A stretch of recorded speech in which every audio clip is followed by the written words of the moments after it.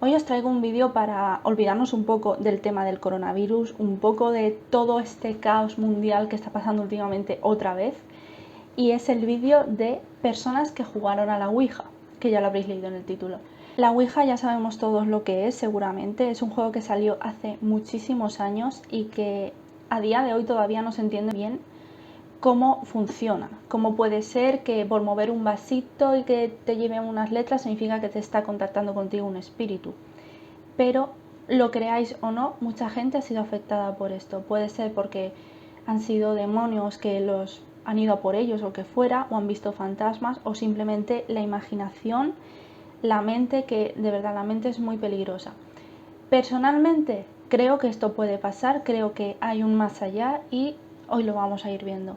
Así que no olvidéis suscribiros al canal, darle like cuando acabe el vídeo si os ha gustado, darle a la campanita para ver más vídeos sobre estos temas si os encantan tanto como a mí, y seguirme en las redes sociales que las voy a dejar en algún sitio. Así que dentro intro.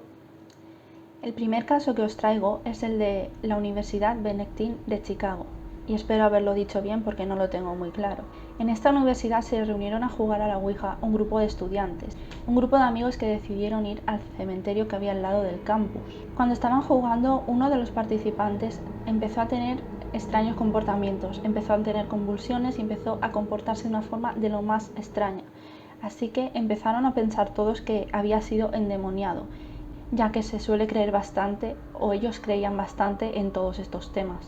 Tuvieron que llamar a los guardias de la universidad, sedaron al chico y lo tuvieron en su habitación. Al principio parecía que la cosa iba a ir a mejor y era solo algo que había pasado en ese momento, que se lo tomaron un poco a broma, por así decirlo. A la mañana siguiente los guardias decidieron ir a la habitación para ver cómo estaba el chico, para ver si estaba bien, para ver un poco cómo se encontraba, ya que la noche anterior había sido sedado, como ya hemos dicho antes. Para sorpresa de los guardias, se encontraron al chico sentado en la ventana, mirando fijamente a ella. No se movía ni se inmutaba, ni siquiera se percató de la presencia de los guardias en esa habitación.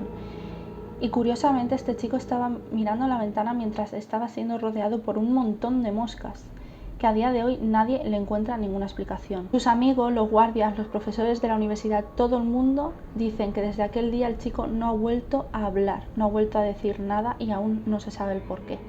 El siguiente caso es el de Jennifer Lynn Sprigman, una joven de 14 años nacida en Illinois, Estados Unidos. Sus amigos la solían describir como una joven muy nerviosa y bastante sugestionable, por lo que seguramente pensarían que lo que le pasó habría sido cosa suya, cosa de su cabeza, hasta que sucedieron los hechos.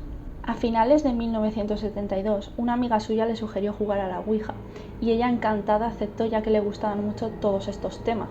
Al estar jugando a la Ouija hicieron contacto con lo que era un buen ente. En teoría, Jennifer le preguntó a qué edad iba a morir. También os digo que jugar a la Ouija ya es peligroso, pero preguntar encima a qué edad vas a morir o qué te va a pasar en cierto tiempo, lo veo ya ir a un nivel más, a un nivel que es muy preocupante, porque yo personalmente no quiero saber cuándo voy a morir, porque es que tiene que ser una paranoia. El puntero de la Ouija se movió hasta el número 18 y luego puso asesinada y estrangulada. Así es como la Ouija decía que iba a morir Jennifer. Su amiga contó que nada más saber la respuesta, Jennifer empezó a temblar muchísimo y tuvieron que parar el juego porque ella no podía más, estaba muerta de miedo. Unos años más tarde, todo este incidente se había olvidado y Jennifer estaba empezando a organizar su cumpleaños, su 18 cumpleaños.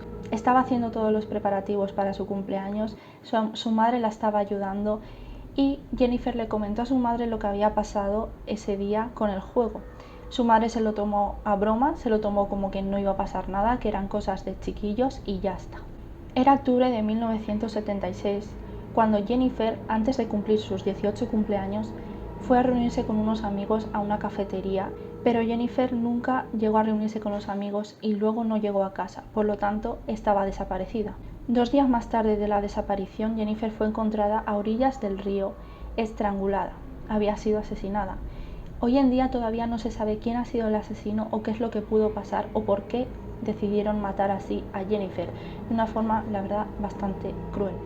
El siguiente caso es otro adolescente de 15 años llamado Colin Roberts. Según sus amigos era una persona bastante normal, pero que le gustaba muchísimo jugar a la Ouija con todos los amigos. Su obsesión por la Ouija fue a más, que acabó jugando él solo todos los días, prácticamente a todas horas. Se obsesionó a un nivel muy importante, muy grande.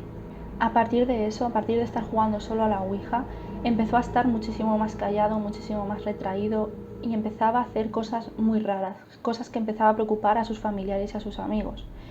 Un día, cuando le preguntaron de por qué estaba así, les contó que había hecho un pacto con el diablo y que se tenía que ir a una fiesta.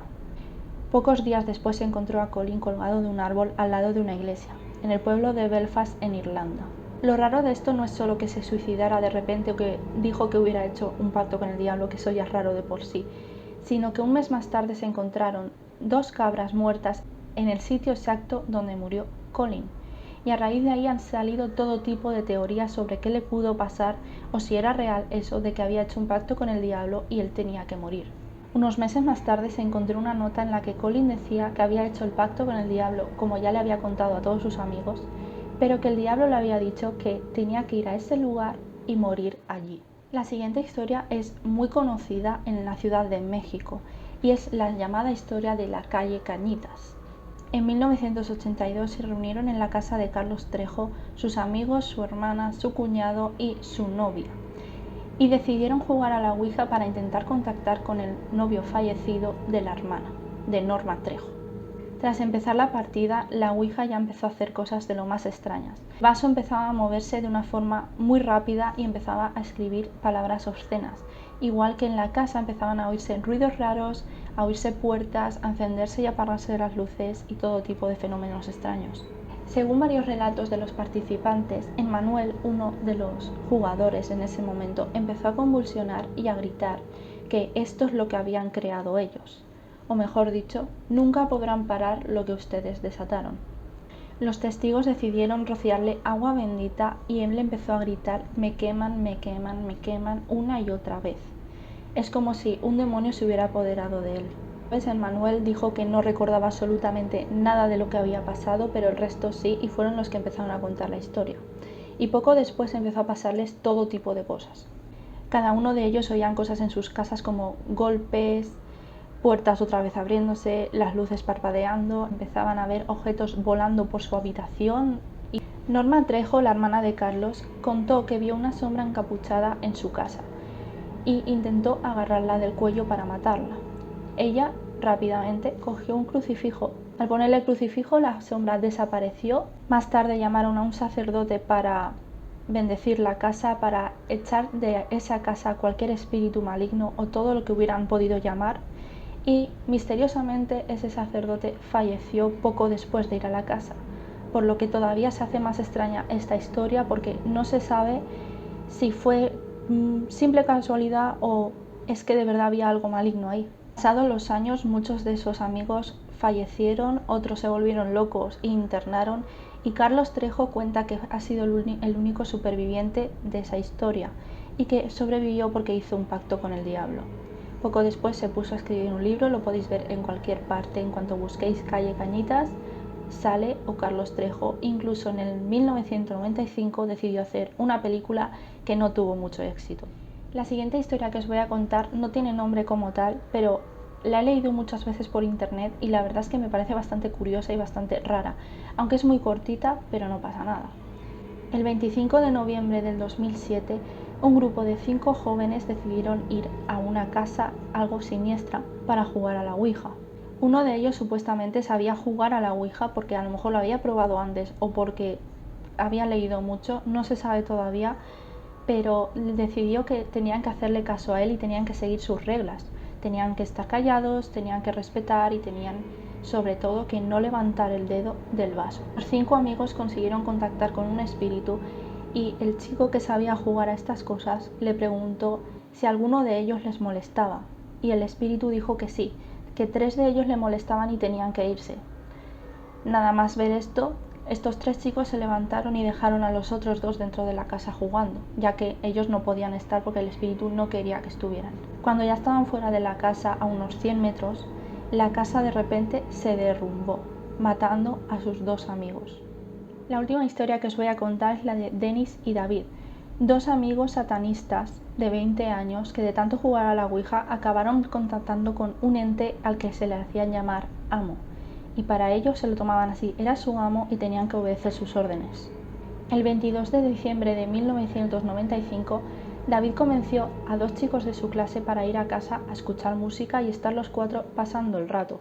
Cuando llegaron a la casa y subieron a la habitación de David, los chicos quedaron bastante impresionados cuando vieron un altar iluminado, muchas velas y un paño negro en el que estaba la Ouija. A pesar de ello, los chicos decidieron jugar con ellos a la sesión y los 4 intentaron contactar con alguien. El primero en preguntar fue David y sintió una presencia con ellos, así que decidió decir: si eres Satanás, dime qué quieres y lo hago. Ante esto, los 2 amigos se sintieron bastante incómodos y decidieron dejar de participar en la sesión de juego. Los chicos ya se estaban levantando para irse cuando Danny sacó una navaja y cogió a uno de ellos del cuello, diciéndole que no se iban a ir hasta que su amo dijera qué hacer. Empezó a apuñalar al chico sin control hasta que David corrió hacia él y le dijo que parara de una vez. El otro chico consiguió escapar y fue el que llamó a la policía para que fueran a por ellos. Al día siguiente encontraron el cuerpo del chico totalmente descuartizado y a Dennis y David durmiendo justo al lado suya, bañados en su sangre. A ambos amigos les condenaron por homicidio no premeditado, ya que Dennis aseguraba una y otra vez que las voces de su cabeza habían dicho que asesinaran al chico, porque Satanás o su amo o quien fuera se lo estaba pidiendo y tenía que cumplirlo. Poco después fue enviado a un instituto psiquiátrico donde se alojan los asesinos más dementes. Por otra parte, David fue a un hospital psiquiátrico, se recuperó y hoy en día tiene una vida completamente normal. Bueno chicos, hasta aquí el vídeo de hoy, espero que os haya gustado, espero que os gusten mucho estas historias. Os las podéis creer o no, la cosa es que están documentadas como de que son ciertas y como he dicho al principio, yo personalmente sí que me lo creo. No he querido hacerlo muy largo, pero hay muchísimas otras historias por internet que podéis leer vosotros mismos, incluso estas las podéis ver muchísimo mejor explicadas seguramente. Estoy preparando muchísimos casos criminales que me apetecen hacer y estamos preparando el vídeo de Randonáutica. ¡Hasta luego!